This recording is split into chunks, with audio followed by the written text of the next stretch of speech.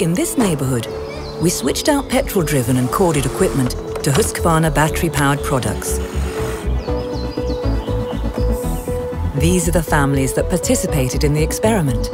And this is what happened. This is the first time that we used battery products for the gardening and really liked it. We actually have 2 mowers. One is powered by the cord, and at our country house we have one which is petrol powered. Compared to our old one, this is so much better. So much quieter.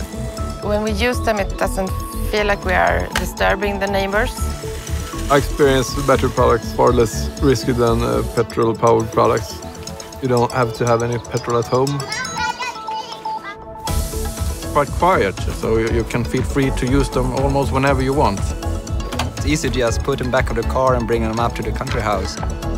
You don't have to think about the petrol leaking out or oil dripping on the floor or anything. It's much lighter to carry. Much more easy to handle, especially with the height of this hedge. We have one battery for several machines. That is also convenient and easy. Push a button compared to pull and pull, and yeah, you never know if it's going to start or not. So this was very, very easy. Some people say that petrol products are better, but that's not true.